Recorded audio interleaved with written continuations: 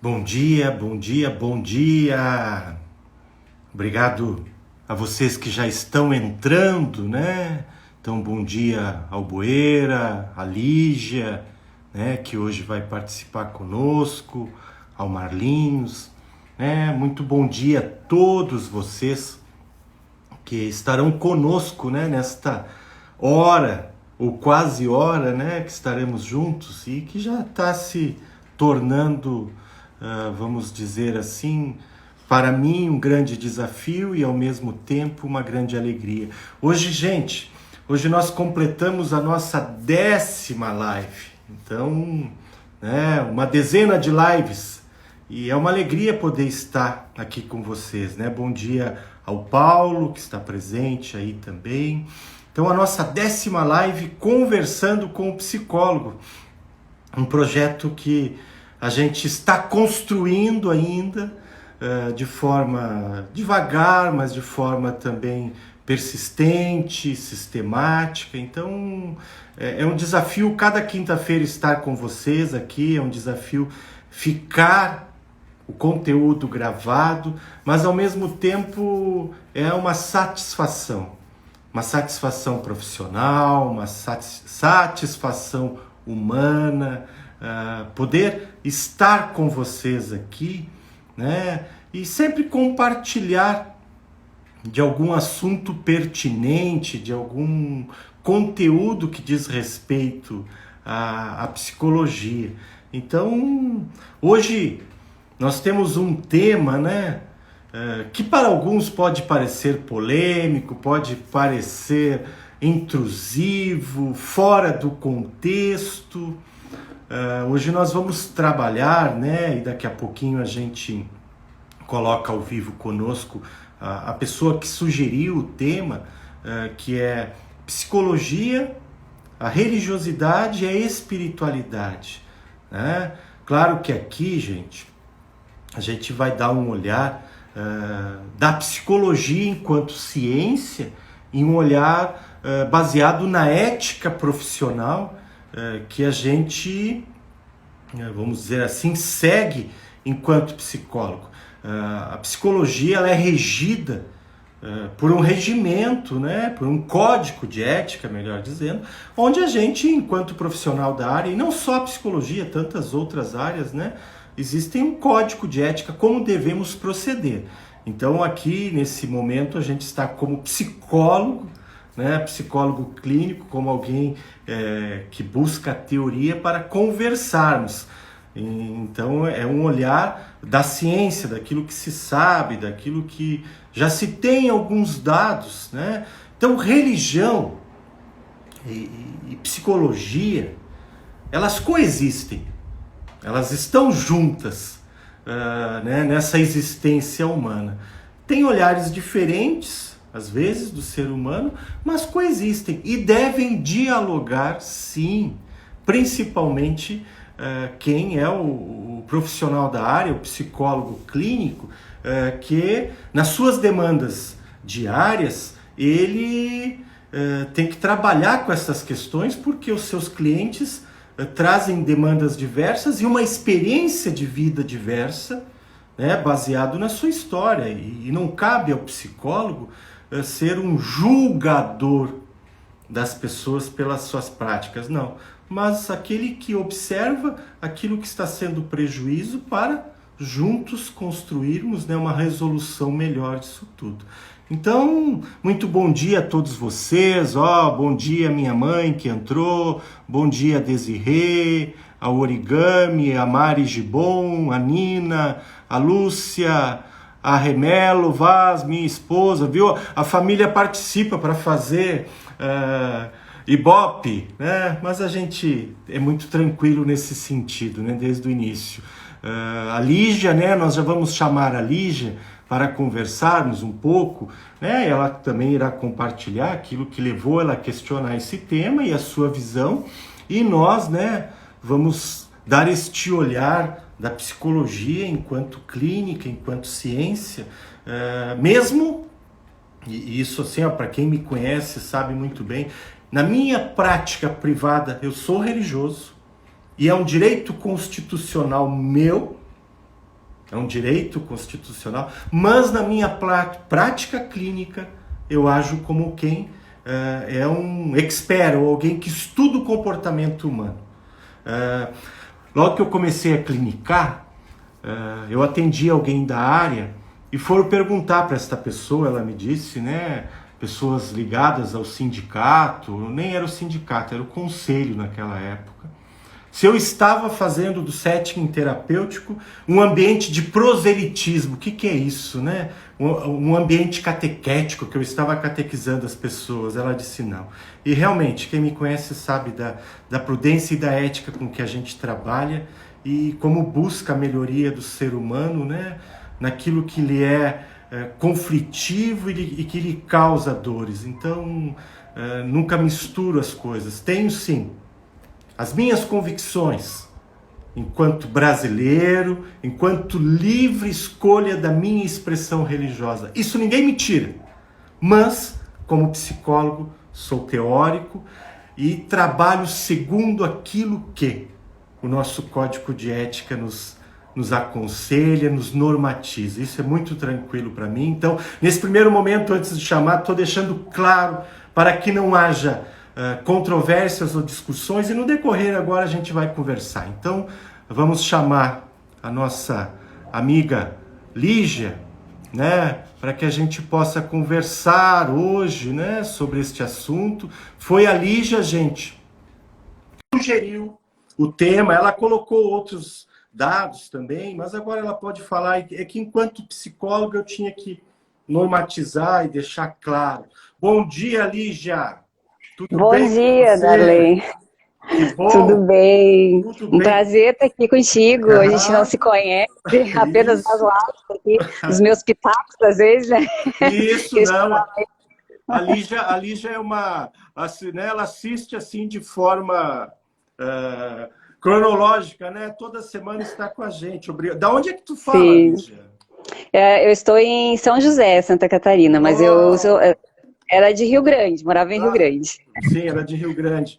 Coisa boa, Sim, terra de Santa Catarina. Então está ao lado sim. da ilha maravilhosa aí em São José. Isso. Então tá bom, que bom então, Lígia. Mas então, Lígia, assim, ó, deixa eu saudar primeiro aqui a Catedral de São Pedro, porque hoje é um dia muito especial para a comunidade católica de Rio Grande. A diocese completa 50 anos, e há 50 anos, e a catedral sempre entra aqui, né, na pessoa do Padre Gil. A catedral, há 50 anos, foi elevada a catedral. Então, a gente sauda toda a comunidade católica aqui da nossa diocese, tá? Mas, Lígia, Sim. querida, o que te levou a questionar, não, mas a sugerir o tema? Quais são as tuas aspirações ou inspirações? Eu queria Bem, Darley, dialogar contigo. para mim é um tema bastante curioso, assim, né? Que eu acredito que traz inquietações, porque eu falo da minha vivência mesmo, né? Do meu Claro, conhecimento claro. empírico e das minhas experiências de vida, tá? Sim, sim. Eu também sou massoterapeuta, né? Uhum. E aí nos atendimentos, através das conversas, sempre surgem questões nesse sentido, né? Eu não sabia que tu era religioso, né? E ontem fiquei sabendo, mas eu achei Não, mas aqui, maravilhoso. ó, Lígia, já deixei bem claro no início que aqui a gente está Sim, com um psicólogo, até porque eu corro risco. Se eu me posicionar enquanto psicólogo, eu corro risco a um, como é que se diz? É um processo ético. sim, Isso sim, eu não faço. E sim. E você vai perceber que eu vou citar citações científicas, perfeito, mas né? essa Mas assim, é ó, o você plano. aqui, Lígia, você é livre. Você expressa aquilo que você achar, o que você pensar, Ok, ok? ok, Não ok. está sob Mas julgamento, não está tá diante vendo? de um juiz moral, tá Não, bom? assim, e eu, assim, até enquanto profissional, né, eu sempre falo para os meus clientes que eu me considero espiritualista, Ok. não, não espírita, tá? Mas, embora eu me identifique muito com a doutrina. Mas eu respeito e admiro todas as religiões, porque para mim eu acho que elas são uma oportunidade e um auxílio a nós, na nossa construção, para o nosso equilíbrio, né? Onde a gente busca e reforça a nossa fé, o que nos ajuda muito na construção do ser. né? Então, toda religião que fala de amor, no momento em que ela fala a linguagem do amor, ela está nos trazendo para o nosso equilíbrio, né? Resgatando a nossa paz, né? A paz entre todas as pessoas, né? Trazendo coisas boas para a gente. Essa é a questão. E aí eu falo da psicologia, eu questionei a respeito da terapia, justamente porque eu já fiz em muitos momentos muitas confusões nesse sentido. Né? Às vezes a gente atribui tudo né, ao desequilíbrio espiritual. Né? Não, eu estou muito perturbada, né? Estou sendo muito assediada espiritualmente, porque também tem a questão do empata, né? Eu acredito que às vezes a pessoa, eu não sei se pode se dizer que a gente ativa o sistema empata, eu acredito também que às vezes as crianças já têm isso já desperto, né, elas já vêm com isso aberto e depois às vezes se afastam disso, né, e a gente às vezes na idade adulta começa a abrir um pouco esse sistema empata e começa a perceber muitas coisas no outro, começa a entrar na energia da outra pessoa, e aí se tu não está em equilíbrio, tu não consegue perceber que a energia não é tua, é do outro, e aí faz uma confusão, porque aí tu, né, num balaio só, as tuas emoções já não estão muito equilibradas, tá? E aí tu pega as dos outros. Lígia, assim, ó, só um adendo, um detalhe, eu não sou psicanalista, eu sou cognitivo comportamental, mas numa linguagem psicanalista se usa o termo transferência e contra-transferência, quando você recebe aquilo do outro e confunde com o que é seu. É só para fazer um parâmetro, né, naquilo que tu fala em termos de energia, e eu respeito, só para fazer esse parâmetro. Em termos de psicanálise, é transferência e contra-transferência. Né? Tá. E isso embaralha. E sabe que isso aí ele é muito comum mesmo, Lígia, assim, no nosso atendimento. Daqui a pouco o cliente traz algo parecido com aquilo que a gente vive e se mistura. E daqui a pouco a gente pode não saber o que é nosso e o que é do outro. Eu estou te dizendo que tu está falando em uma palavra mais científica. Em outras palavras. Sim, ótimo. Palavras. E eu aprendo. E por isso que o psicólogo tem que fazer terapia também. Pois é. Sim, eu imagino, né? O quanto de coisas aí acumula. Mas e aí, justamente, eu já vou terminar, porque eu falo muito. Não, querida, pode a gente tem. Não, fica à vontade.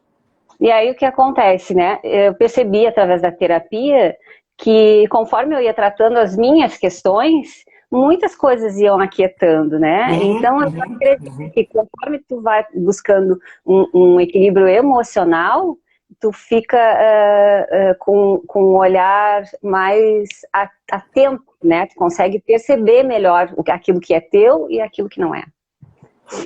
É verdade. Sabe que esse conceito, assim, ó, o próprio conceito de saúde, ele foi evoluindo. E em 1988, que a OMS, ele atribui à saúde a questão espiritual também. Então, a saúde, ela é um contexto, assim, biopsicossocial e espiritual. Ou seja, a saúde, ela envolve a biologia, a psique humana, o ambiente, o social e o espiritual. Então, desde 88, que o conceito de saúde ele é atribuído, né, à questão espiritual também. Claro que aqui a gente também, e isso assim, ó, são conceitos que existem controvérsias, mas a gente vai tentar, de uma forma mais simples, tentar dividir o que é religião e o que é espiritualidade. Porque há uma diferença. Okay. Né? A religião ela é regrada por regras, por normas, por liturgias, qualquer uma delas. Né? Existem as suas regras. A espiritualidade, em outra parte, ela é a experiência disso. Só que hoje a gente sabe que a espiritualidade ela tem um conceito mais amplo. Ela não é só a experiência da religião, mas ela pode ser a experiência da busca de sentido na vida. Numa população brasileira, onde a gente tem aí 95% dos brasileiros, eles dizem acreditar em algo. Então, existe uma espiritualidade por trás, né, dessa população. Porque é um povo, na sua maioria, que tem ou religião ou espiritualidade, porque existe outro fato que a gente percebe na sociedade pós-moderna, é que as instituições elas estão em crise. As instituições, ou seja, as igrejas, as religiões, elas têm uma crise. A espiritualidade não. As pessoas continuam buscando de formas diversas, de formas amplas, né?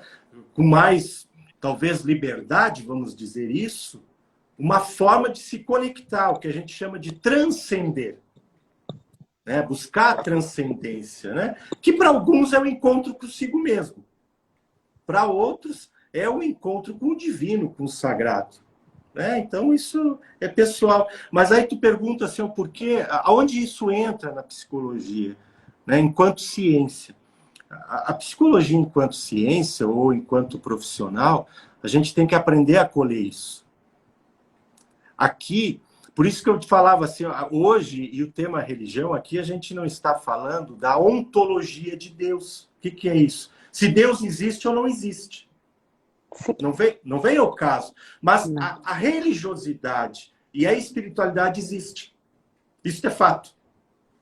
Né? Isso não se nega. Então, o psicólogo ele tem que partir dessa premissa. Bom, se a pessoa acredita que após morte ela vai para o céu, se ela acredita que após morte ela vai ter um tempo e vai voltar... Isso é da privacidade, é da pessoa. Enquanto psicólogo, a gente tem que ter esse caminho. Um detalhe que tu falou, e isso a gente vê na literatura e vê na prática. Uma pessoa, quando está com a sua, vamos dizer assim, emocionalmente regulada, ela é uma melhor religiosa também. Ou uma melhor espiritualista. Entendeu? Então, isso é muito interessante. A gente vê realmente pessoas mais maduras emocionalmente, eles conseguem expressar a sua espiritualidade ou uma religiosidade com mais maturidade. E isso é um caminho para todos, porque isso evita o fanatismo, isso evita o extremismo, que é tão nocivo socialmente para a própria, vamos dizer assim, definição de igreja ou de religião. Isso é muito importante. Pode, senão só eu falo. Não, interessante isso que tu fala, porque eu acredito que quando a gente está mais saudável, né, psiquicamente, a gente se conecta e coloca as emoções em equilíbrio, ou seja, tu te conecta, né, com o amor, tu te afasta da vaidade, né, equilibra ali os sentimentos de uma maneira muito mais positiva, e aí talvez por isso, né, a gente se sinta tão bem, né, e tão conectado com a religiosidade ou a espiritualidade. Que tu começa a cultivar aqueles sentimentos que a gente vai lá, né, no templo, ou, como tu disse mesmo, cada um consigo mesmo, né, fica buscando se livrar desses sentimentos ruins que a gente carrega, né. E na história da psicologia, né, vamos dizer assim, o Freud não é o pai da psicologia, ele é o pai da psicanálise, mas ele era um grande psicólogo e contribuiu muito para a psicologia enquanto ciência. Ele, como ele, vamos dizer assim, ele tinha uma visão toda positivista, ele entendia que a religião ia terminar. Ele tem um livro que se chama O Futuro de uma Ilusão. Ele chamava a religião, né, e a espiritualidade como um todo como uma ilusão, que isso ia terminar com o advento da ciência. Mas o que a gente percebe, né? Quanto mais a sociedade caminha, existem crises existenciais muito grandes ainda. Por isso que a busca de transcender, ela não para. Aquilo que eu falei, existem as crises sociais, institucionais, que isso em todos os momentos da história houve. Isso não é ruim. Todo conflito para a psicologia é oportunidade de crescimento. Então, mas eu já me questionei a esse respeito. Será que quando eu atingir o equilíbrio, né, eu não vou mais, né, me identificar com a espiritualidade? Será que eu não vou precisar? Fiquei pensando sim. Olha, Lígia, assim, o que eu te digo, né, enquanto experiência pessoal? Eu, quando comecei a fazer a psicologia, eu tive muitas crises de fé. Muitas crises. Né? Porque a gente vai avançando e eu não parei de estudar. Eu não sou há muito tempo, eu sou há 8 anos psicólogo.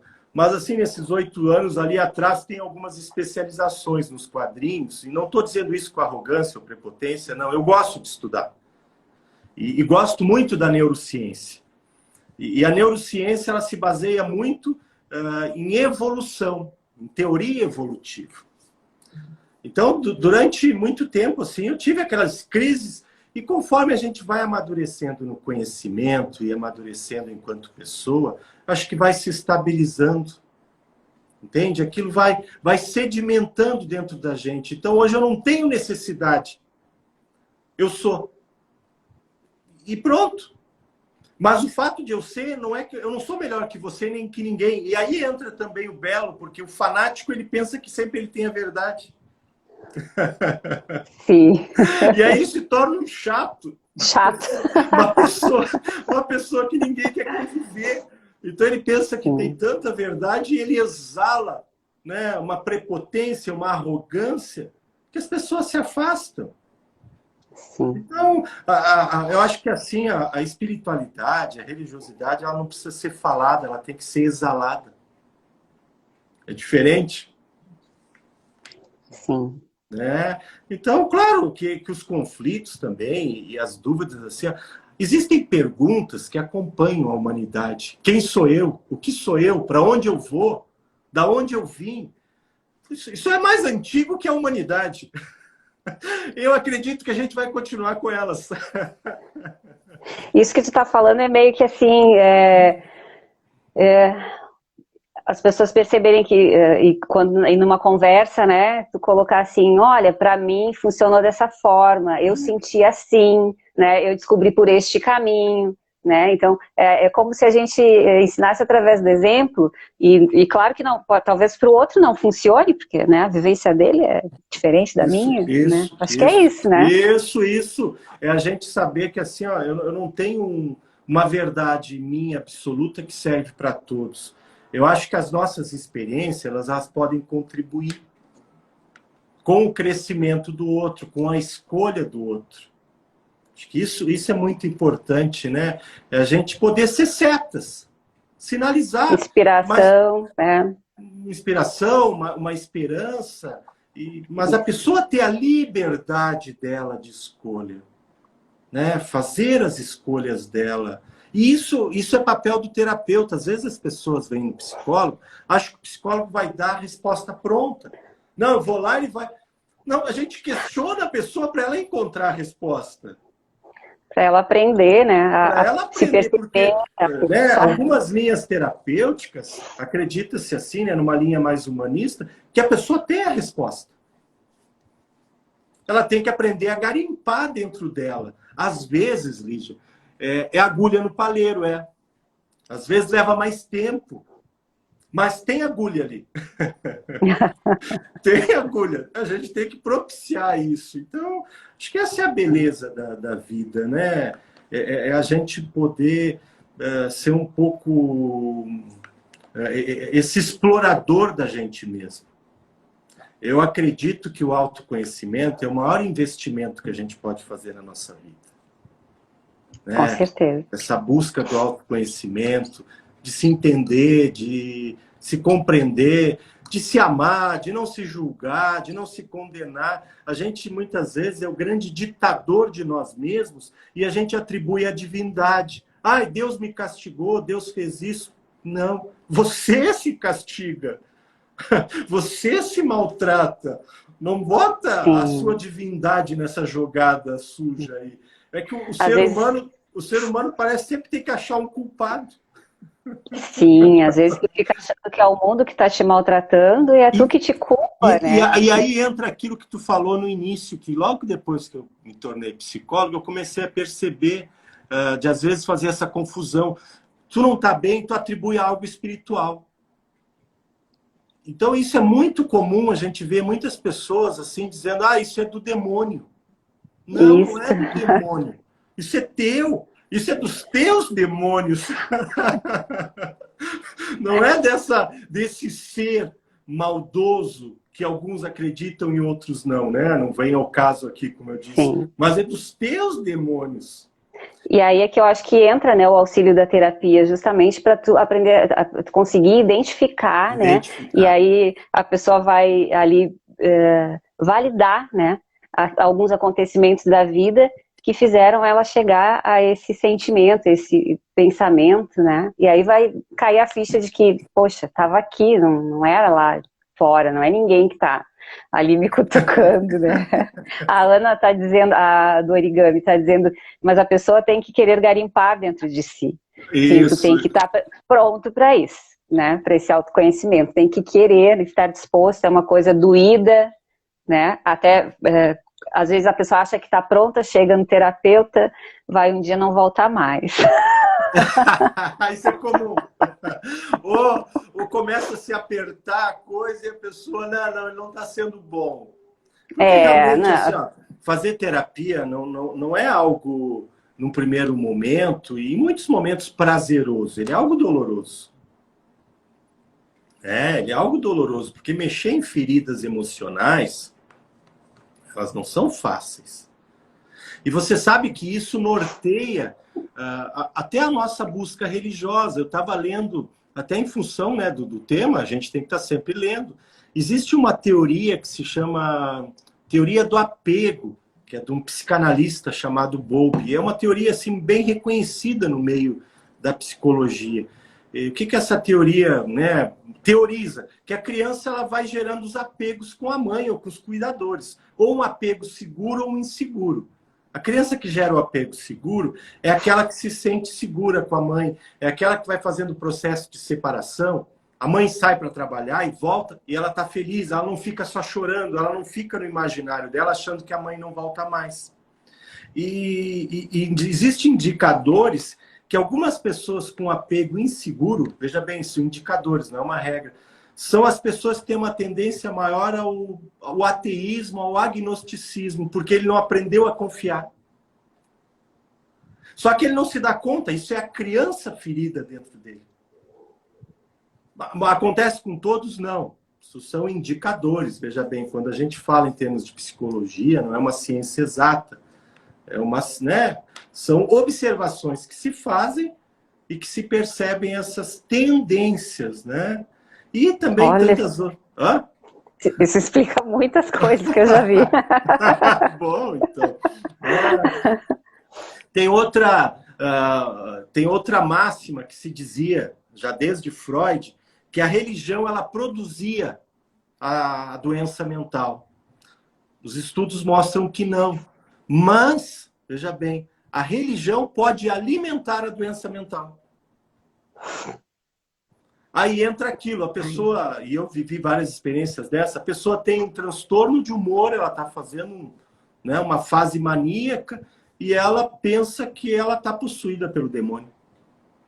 E é um sintoma de um transtorno orgânico, há uma alteração química no cérebro, é toda uma mudança, né? Isso vi várias. Ou a pessoa fica muito mística nesses momentos. A pessoa se encontra com a religiosidade, tudo é aquilo, e não é uma religiosidade madura. É sintoma de transtorno. Então, a religião versus espiritualidade, ele não produz a doença mental, mas pode alimentá-la. Isso existe sim, né? E faz parte também, infelizmente. Às vezes, o psicólogo, quando pega algumas questões assim de ordem religiosa, se ele não conhece, eu procuro estudar as religiões, viu? Eu sou alguém que gosto de conhecer um pouco de cada para entender o meu paciente, entender o meu cliente. Porque daqui a pouco ele fala algo que eu não entendo, vai ficar mais difícil. Então eu busco, assim, eu conheço um pouquinho de cada, né? Não por isso mesmo, para acolher ele. E às vezes, até a recomendação, se você pega uma pessoa muito religiosa e você não conhece, a gente até pode buscar, com a liderança daquela religião, um pouco de conhecimento para poder ajudar o cliente. Isso é possível. Sim, porque aquele sentimento é legítimo, ele está sentindo, né? E ele precisa que tu entenda, que tu acolha, porque não adianta tu fazer de conta que... né? Que isso é ilusório, esse sentimento não existe. Eu vou dar Não dá. um exemplo de um caso que eu peguei. A pessoa, antes de sair de casa, fazia 10 vezes o sinal da cruz. E ela dizia que era devoção. Eu disse, não, isso não é devoção, isso é toque. Isso é transtorno obsessivo compulsivo. E você faz isso, depois você confere 10 vezes a fechadura. Ah, é verdade, é. Isso não é religião. Aí a pessoa ficou me olhando com uma cara, mas claro que eu tinha uma liberdade para falar isso. Eu não fui tão grosso e bruto como eu estou sendo. E aqui um outro exemplo, assim, a pessoa teve chikungunya, que é uma doença que deixa a pessoa com sequelas por mais de ano, né? Assim, físico. Uhum. Aí a pessoa, porque eu tô me sentindo muito mal, será que fizeram algum trabalho espiritual contra mim? Porque eu não me recupero, não. Teve chikungunya. Né? É verdade? E por isso que eu falo que às vezes a gente atribui tudo ali à espiritualidade. E daí, o que também, eu vou falar agora, né, desse lado mais espiritual, assim, o que acontece é que a gente tem mesmo muito assédio espiritual quando a gente está em desequilíbrio. Por quê? O que é o assédio, né? Justamente a espiritualidade entra com toda a força ali naquele sentimento que não está em equilíbrio, né? É como se estivesse entrando ali, tipo, ali já tem um ego enorme, então vamos alimentar aquilo ali. E aí, se eu não percebo, eu dou entrada para aquilo e eu fico cada vez com aquilo maior dentro de mim, né? E aí, vários sentimentos, né? É aí que eu acho que a terapia pode ajudar muito. Né? E isso também que tu traz, Lígia, ele é próprio, assim, hoje a gente vê muitas outras formas. Como eu falei, assim, eu como psicólogo, não me é permitido, mas hoje existe o que se chama, e a OMS reconhece, terapias integrativas, né? Reiki, acupuntura. Eu tenho um colega em Porto Alegre que é especialista em acupuntura, foi fora estudar, foi para a China, só que o conselho não permite que ele, no consultório dele, naquele momento, faça acupuntura. Então, ele pode fazer em outro, assim, em outro momento, em outro ambiente. Aí, ok. Por isso que quando eu fui começar a live, eu deixei bem claro, porque às vezes existem aquelas pessoas mal intencionadas por saber que a gente tem uma prática na minha vida privada, né? Isso que fique bem claro, religiosa, acho que a gente faz da psicologia, né, uma mistureba. E não, eu não concordo. Sabe que uma vez chegou um paciente aqui e disse assim para mim, né, gente do meu grupo, a gente não vai rezar? Eu disse, não. Como assim, pessoa? Aí eu olhei para ela, tia, quando tu vai no médico, tu pede para ele rezar ou tu diz onde está a tua dor?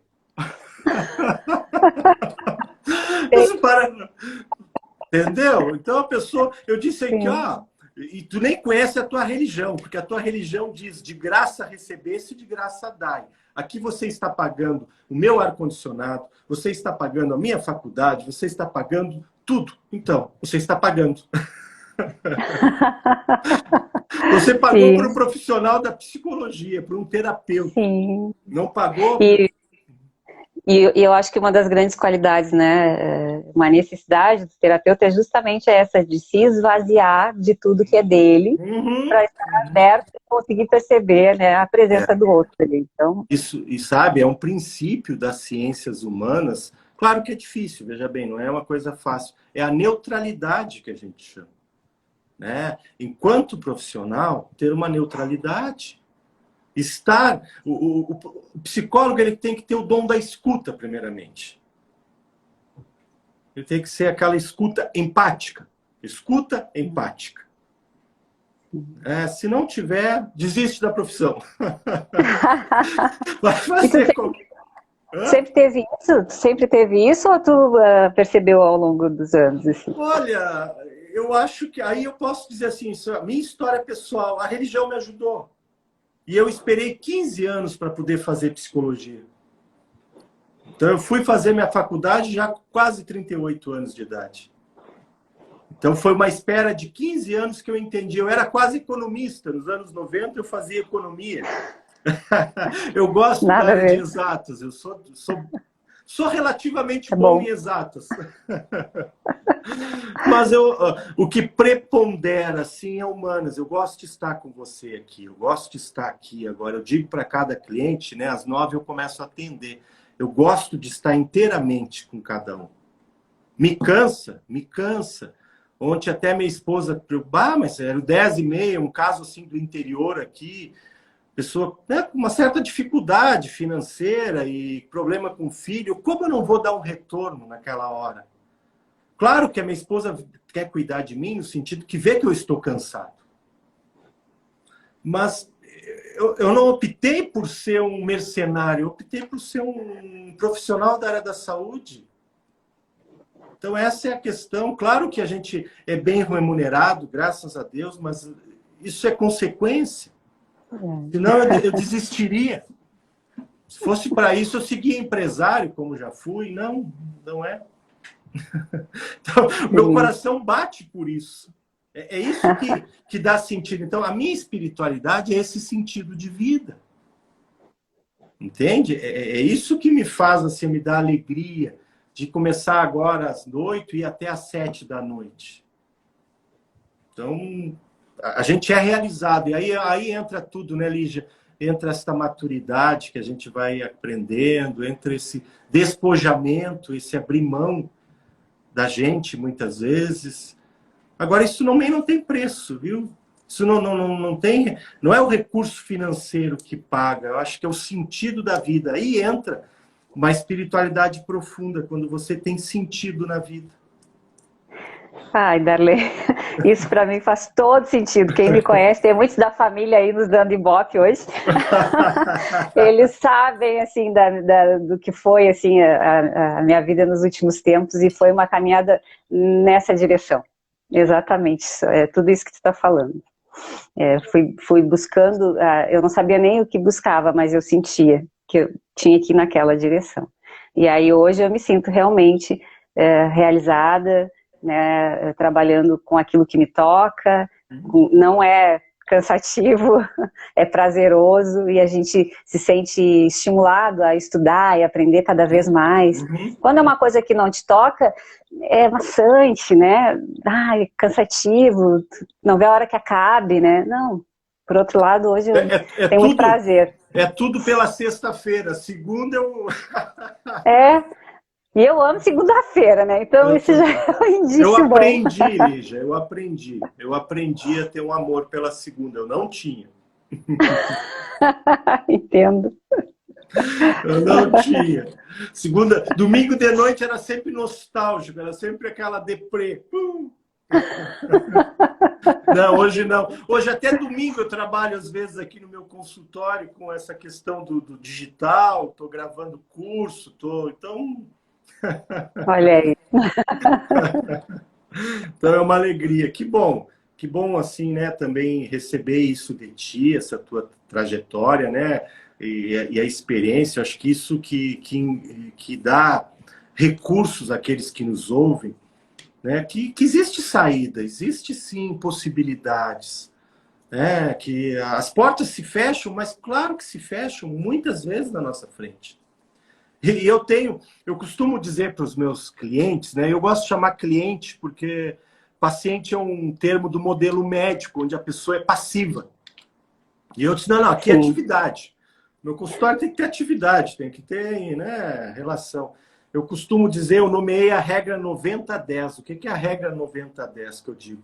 Que 10% das coisas na vida a gente tem uma motivação.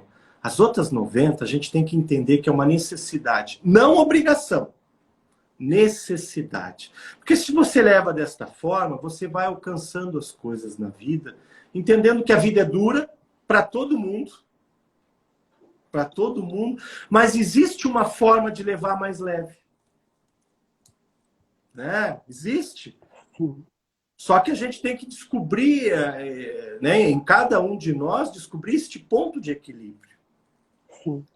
Sabe que eu percebi assim que quando eu passei a perceber mais os milagres, a olhar com mais otimismo para as coisas, deixou de ser tão derrotista, e eu comecei a enxergar as possibilidades, que em outros momentos as coisas passavam e eu via assim, não, tá ruim, né? Não vai dar certo, tá pesado, mas não, hoje não. Olha, aconteceu isso, não. Alguma coisa eu vou aprender com isso, né? E deixa eu ver o que eu posso fazer a partir disso, então, né? E a gente começa a enxergar mais as possibilidades. Isso que tu falou que o dinheiro é consequência, nossa, eu vivi isso na pele, assim, porque eu fui bem no fundo do poço, eu não tinha possibilidade alguma. E a partir do momento que eu me conectei com a minha essência, comecei a fazer o que toca o meu coração, as possibilidades apareceram, as oportunidades começam a se abrir, assim. Então eu acho que aí é que entra, né, que o dinheiro vem como consequência. Ele não te falta, ele não vai faltar se tu estiver no caminho certo. Pelo menos comigo, né, eu sinto assim hoje. Não, mas é a experiência que a gente faz. A trajetória de mudança que eu fiz na minha vida, veja assim, né? Foi também, para alguns, uma loucura, primeiramente. E para mim foi, acho que assim, eu faria 100 vezes o que eu tive que mudar e não me arrependo de nada na vida. Né? Sei que errei, sei que tive as minhas dificuldades, como qualquer pessoa, mas esse é o caminho que eu encontrei e que me faz me sentir, né, alguém, me faz me sentir vivo.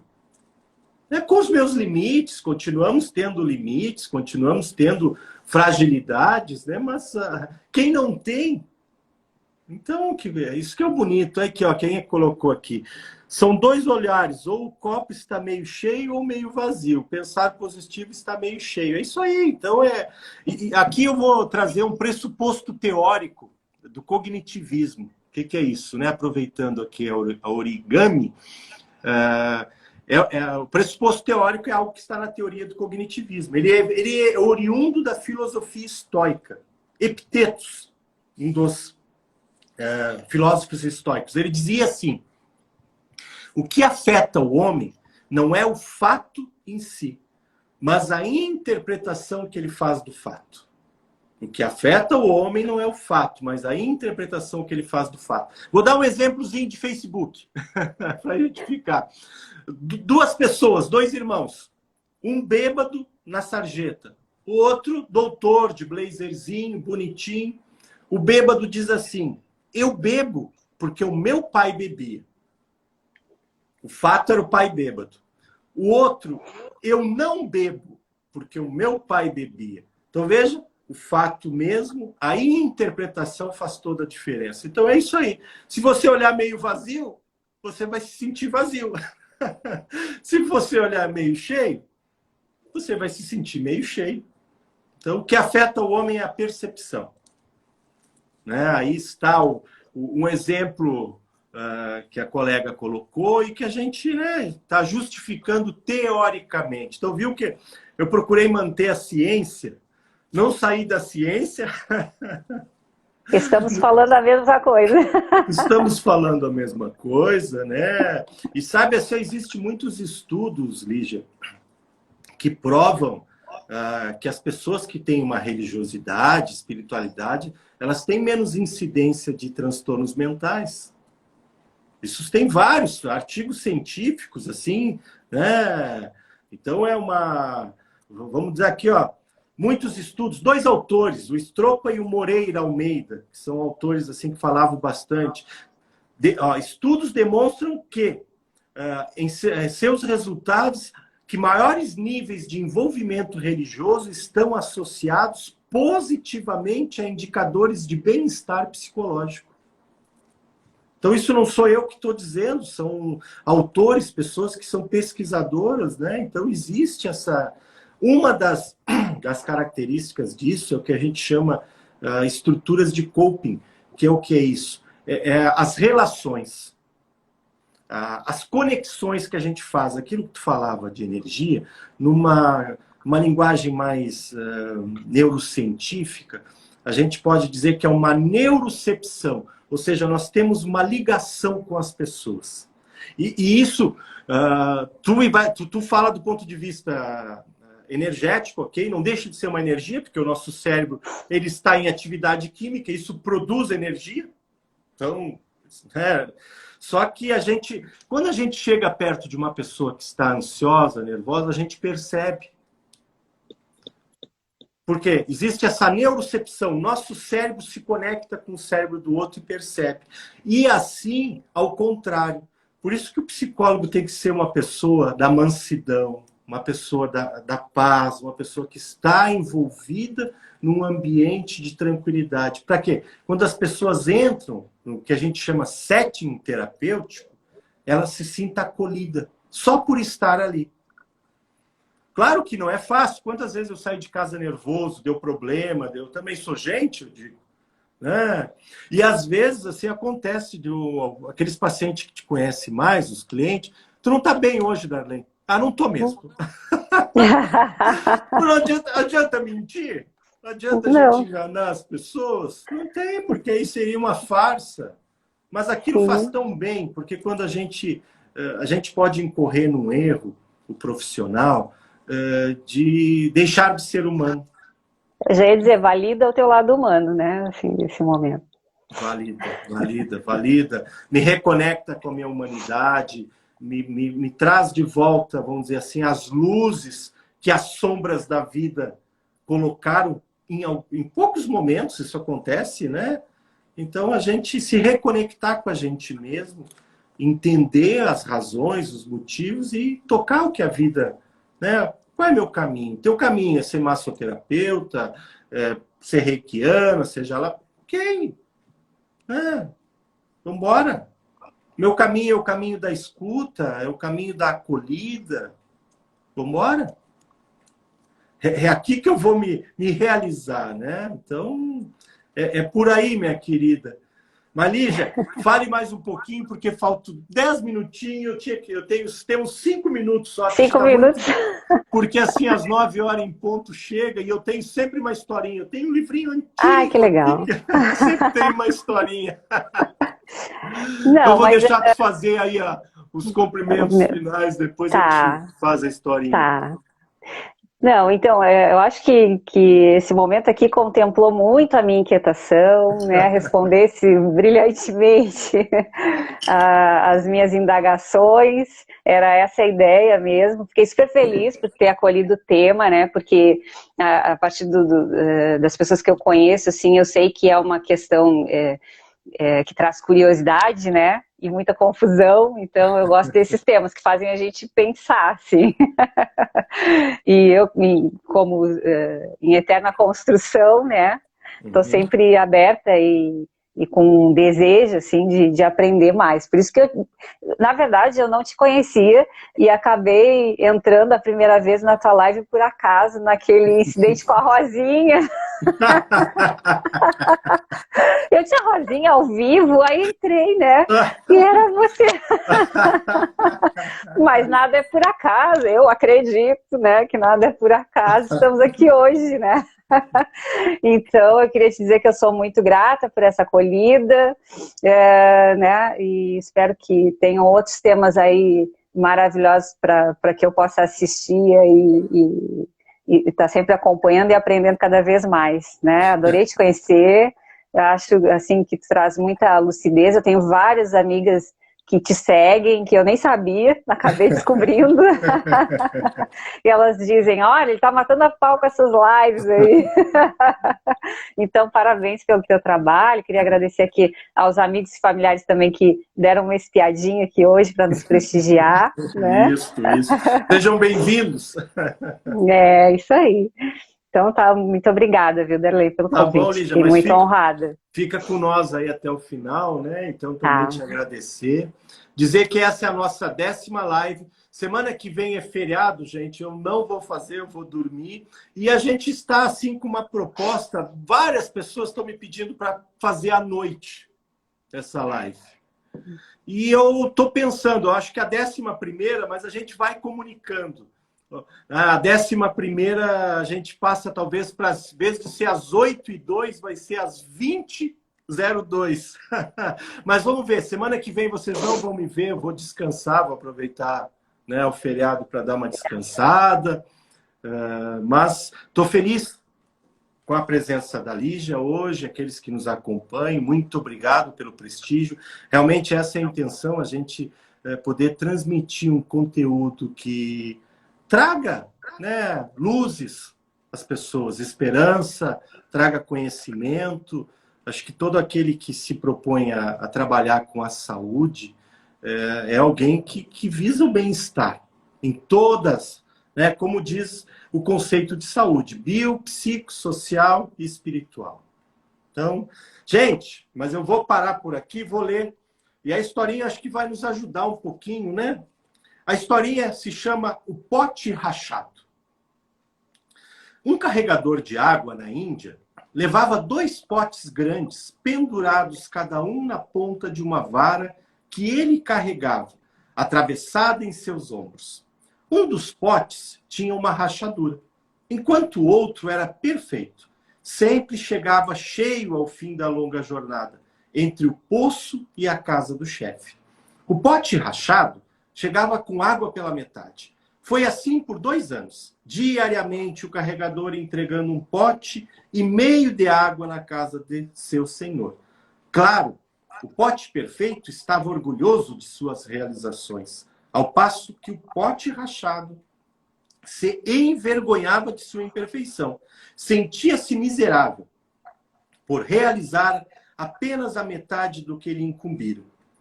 Após enfrentar tanta amargura, o pote falou ao carregador à beira do poço. Estou envergonhado, quero pedir-lhe desculpas. Por quê? Perguntou o homem. De que você está envergonhado? Nestes 2 anos, só fui capaz de entregar a metade da minha carga, porque essa rachadura no meu casco faz com que a água vaze pelo caminho. Por causa do meu defeito, você tem mais trabalho e não ganha o salário completo dos seus esforços, explicou o pote. O homem lamentou a situação do velho pote, ao mesmo tempo que lhe falou com compaixão. Quando retornarmos para a casa do meu senhor, quero que percebas as flores que cresceram ao longo do caminho. De fato, à medida que eles subiam a montanha, o pote rachado notou uma variedade de flores enfeitando o caminho, e isso lhe deu ânimo. Mesmo assim, ao fim da estrada, o pote ainda se sentia mal por ter perdido a metade da água. O homem voltou a explicar. Você notou que só havia flores no seu lado em que você andava? Notou que a cada dia, enquanto voltávamos do poço, você as regava? Por 2 anos eu colhi flores para ornamentar a mesa do meu senhor. Se você não fosse do jeito que é, ele não alegraria os olhos com essa beleza que dá graça à sua casa. Cada um de nós temos nossos próprios singulares defeitos. Todos nós somos potes rachados. Nunca deveríamos ter medo de nossos defeitos.